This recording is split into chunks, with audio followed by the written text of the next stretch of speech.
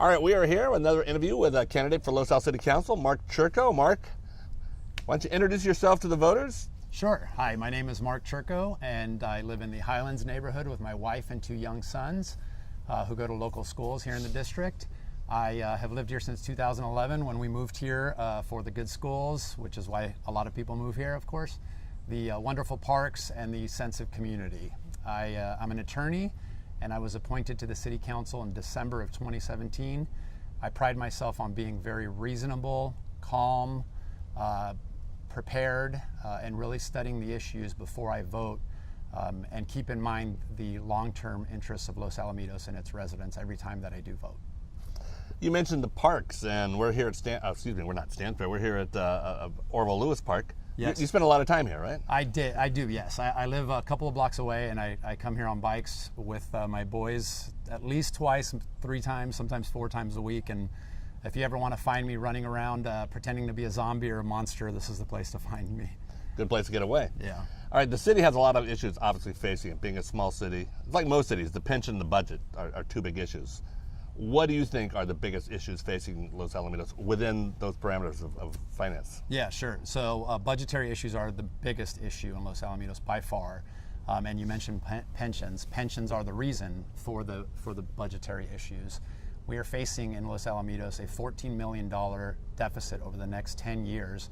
Nothing unique necessarily about Los Alamitos' pension obligations. Every city in California is facing the same type of obligations.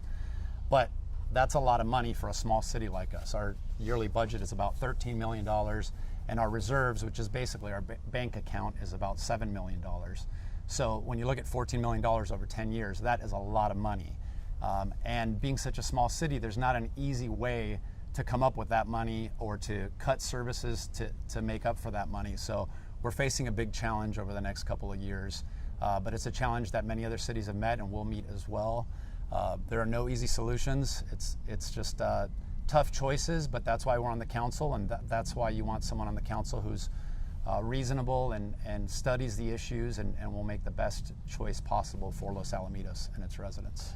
The pensions are an issue that you really have no control over to a great degree. That's true, the past liabilities, right? So how does the city wrap its hands around that thing? Yeah, so the only way to, and you're talking about the shortfall that we're facing? Yeah. Right. So the only way to really address that, there's one of 2 ways. When you're facing a deficit, you either cut services to save money, or you increase revenue to make more money. And neither one is a good prospect because nobody wants their services cut, but also nobody, including me, wants their taxes to increase. A lot of other cities have done a sales tax increase. I'm not in favor of that, but I'm also not in favor of cutting services either. So, like I said, there's no magic bullet to this. It's something we're going to have to study, and we've directed our city attorney to provide us every single option possible, the statistics, the data behind those options, and then we'll make the best decision we can on the council. And some of the options I imagine will require voter approval. So. Has anybody floated any ideas out there, and it came to you with ideas about sustainable revenue that you're aware of? Nothing that would impact our pension obligations or be sufficient to address our pension obligations. So, obviously increasing the performance of our businesses in Los Alamitos would increase our tax revenue, but only incrementally, not enough to really cover the cost. And so I haven't seen anything that would take care of our pension duties. If anybody has any ideas, though, we're listening. The City Council is listening, and we'd be happy to hear any ideas that you have. Big part of the budget issues are unfunded state mandates and state overreach. Yes. I know that a couple of the other city councils, said the state is passing laws that we have to spend money, they're not providing the money for. Yeah, and I agree with that. I mean, the state of California, actually Sacramento, has become somewhat abusive in their passing of ordinances that affect local government or laws that affect local government, and a lot of times they provide no funding for that. And AB 109 is the perfect example of that. They released people from jail, and they shifted the burden of monitoring those people who are on probation from the Department of Probation to local governments, and they provided 0 money for that. So cities like ours are stuck footing that bill, and that's just one example. There's many other examples as well. Last week they passed sidewalk vending, right, for the whole state of California. I get it. I understand in some places that may make sense, but these laws are being passed by legislators who run from sometimes enormous cities with millions of people in them, and that solution may make sense in their city. It doesn't necessarily make sense in our city, and so we think we should have the right to voice an opinion about stuff like that, which is relatively minor, to larger issues. And so, I know, talking to Warren, that the state overreach played a big part in his proposal for opting out of SB 54. right. It's obviously caused some issues down the road, probably unintended consequences. Yeah. Redistricting being one of them. But what are your thoughts on the SB 54 issue and the unintended consequences? Yeah. So when this issue got put on the agenda, I saw this issue, and frankly, I hadn't spent a lot of time thinking about it one way or the other. But I'm very practical, and I'm an attorney, so I'm always looking at stuff from the legal angle. And this was a very legal issue, because the law that's being addressed, SB 54, that's one law, and then what was written in our city council was another law to opt out of that other law. And so, as an attorney, I thought, my first reaction was, well, that seems odd that a city might opt out of a state law. I don't know that we can do this. So I did research myself, and my opinion, my legal opinion, I'm the only attorney on the city council, is that cities, much like people, cannot just decide not to follow a law because they don't like it, whether it's a right law or a bad law, a good law or a bad law. So that's one perspective that I had, and that's not my opinion. I read during the city council meeting, I read from state Supreme Court cases, and I read from the California Constitution that said you can't do that. But I also looked at it practically. I met with our chief of police. I looked at the issue, I researched it. And because Los Alamitos doesn't have a jail, that law didn't really affect us in a tangible way, right? I'm looking at the practical effect. I understand there's desire to oppose what the state of California is doing, but that's part of the reason why I and another colleague of mine suggested to the council that they maybe consider a resolution instead.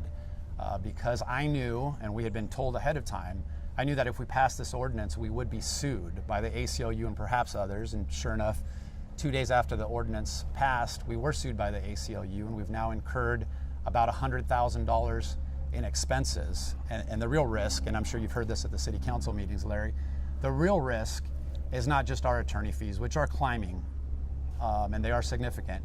The real risk is, should we lose this case, we have to pay the ACLU's attorney fees. And whereas we have two attorneys, and they're very economical, I'll say, $200 an hour for attorneys. The ACLU had on their initial pleading 9 attorneys listed, and those attorneys, should they win, are going to ask for probably $600 to $900 an hour per attorney. So the $100,000 we've spent on their end could be $500,000 or $1 million.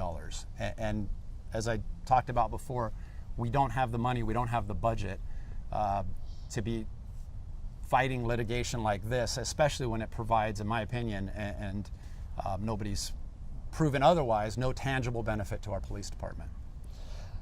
Well, let's get to a even more fun subject. Sure. The traffic on Catella. Sure, the traffic on Catella. Traffic on Catella now came up at the last city council meeting. A citizen came in and saying he attended a meeting for the expansion over there of the residents, and they said that the plan was, Cypress was already planning to expand, put businesses in the on their property in the area between the entrance to the racetrack and Costco. Right. Obviously, those businesses have to go somewhere, and apparently there's no outlets onto Cerritos, so all that traffic goes onto Cypress. Yeah. Definitely impacts Carrier Road, probably impacts Apartment Row. Right. A lot. Right. What are your thoughts on No, that? I mean, that's definitely an issue. The issue is really that piece of land is owned by Cypress, and so as much as we'd like to have an opinion about what they can do with their land, we cannot. I mean, we have no right to control what they do on their land, just as we wouldn't want them to have any opinion, not opinion, but any right to control what we do on our land. So that's one issue. The other issue is the traffic issue. And, I've talked to our city manager. I reached out to Mayor Pete from Cypress as well. And, we're going to do everything we can to address the traffic issues within our power. We might have to meet with our city attorney to see what we can do there. But, I'll be honest, our options may end up being limited. We don't have a lot of power over what happens in another city, even if it affects our traffic in our city. But we'll see what we can do, and we'll analyze it and move from there. Going from Catella to Los Al Boulevard, the beautification. Yes. What are your thoughts on that? Is it doing what as you understood it, the plan was for it to improve, and is it accomplishing its goals? Yeah, I mean, it looks great. I think all the businesses that are there are happy with the beautification process, and I think we've got an event coming up where we're going to do a grand opening of the boulevard. So I understand not everybody's happy with every aspect of the beautification project, but overall, I think I'm hearing mostly positive feedback on that. I was not on the council when that whole thing went through. But I think it looks great, and I know they had a lot of public hearings and public meetings and chances for the public to come out and express their opinion and provide input to the city council.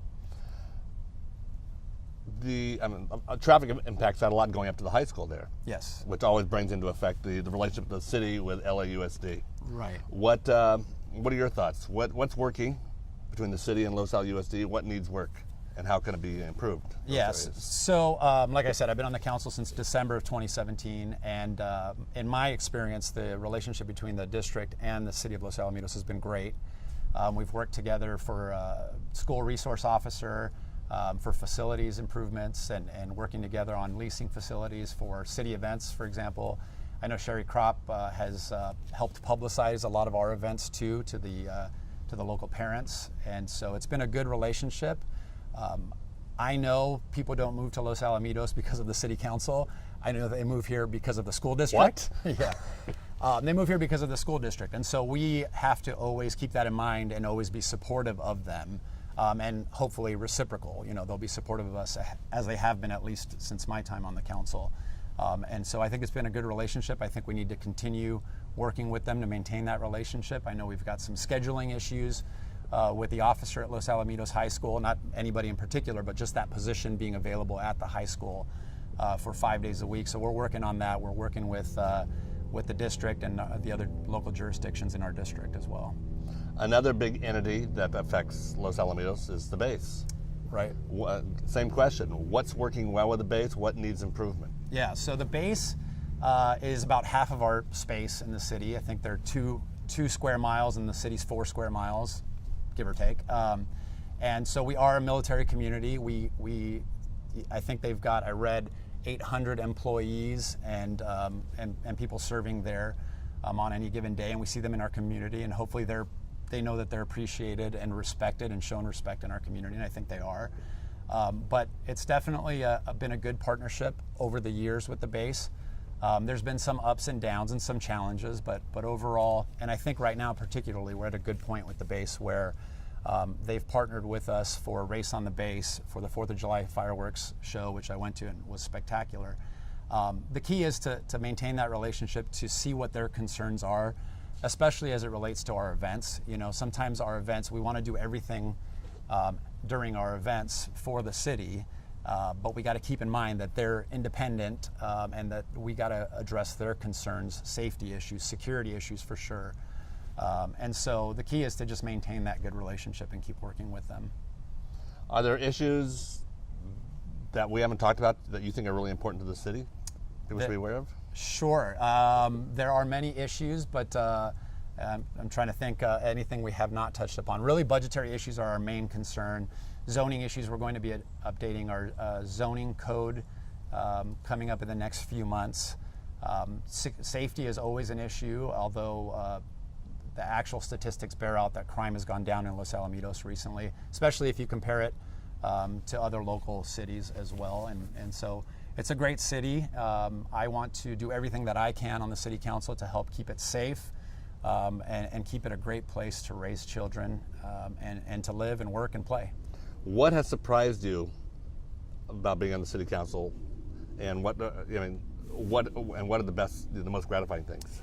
I'll start with that one first. The most gratifying thing is that, you know, I think a lot of people who don't pay attention to city government, and there's a lot, I acknowledge that, don't realize the real impact that your city government can have on you. Sometimes it's more significant and more immediate than Congress or you know, your state legislature, although our state legislature has a lot of effects on us. Sure. Not always good. But we really do have an impact and we make a difference. And when I'm explaining to people why I'm running again, I say, because I've only been on for a few months, 9 months now, I know I'm making a difference. And when I'm meeting with my colleagues on the city council, and we have our disagreements, but we all get along, But when I'm meeting with them, and when we're meeting in the back room to talk about some of the confidential matters, legal matters in particular, I'm happy that I'm on the city council as a resident, and so I think that's important, and I'm enjoying it. Some of the things. What was the other question? Some of the things. What surprised you? You know, you got on there, you were appointed, right? You came off a commission. Right. Obviously, it's a lot different being on the commission than it is being on the city council. So, what surprised you? Yeah, it's a lot more challenging than being on a commission. Commissions do great work, but it's a lot more challenging. And you know, when I was talking to people about it before being appointed, they said it's only one meeting a month. It's not that big of a deal. That wasn't the council members. They sort of gave me a warning, but other people who had been on the council previously said, it's only once a month. Don't worry about it. It is an immense amount of work. I mean, it's a lot of reading. It's a lot of other meetings other than the city council meeting. We're on committees. We're on county boards. There's other events that you should go to. And so it's a lot of work, but it's work that I love. I'm passionate about it. I know it makes a difference. And I find it, I've been told by my wife, it's sort of dorky, but I find it very interesting and very challenging, but that's a good thing too. All right, we have like a minute left. Why don't you just speak right into the camera and make your pitch for why they should vote for you? Again, I'm Mark Chirco. I'm running for city council. There are 4 open seats, so I humbly and respectfully ask for one of your votes, just one, not any more than that. Like I said, I'm an attorney. I am rational, calm, just a regular person trying to do good for our city. I think I've done that in my time on the council. I've done what I can to protect your interests. And I'm here to listen. So if you have any questions or concerns, my cell phone number is 657-215-1484. I look forward to meeting you and hearing from you. Thank you. And I can guarantee that phone number works. So yes. All right. Thanks a lot, Mark. All right. Thanks, Larry. Appreciate it. All right.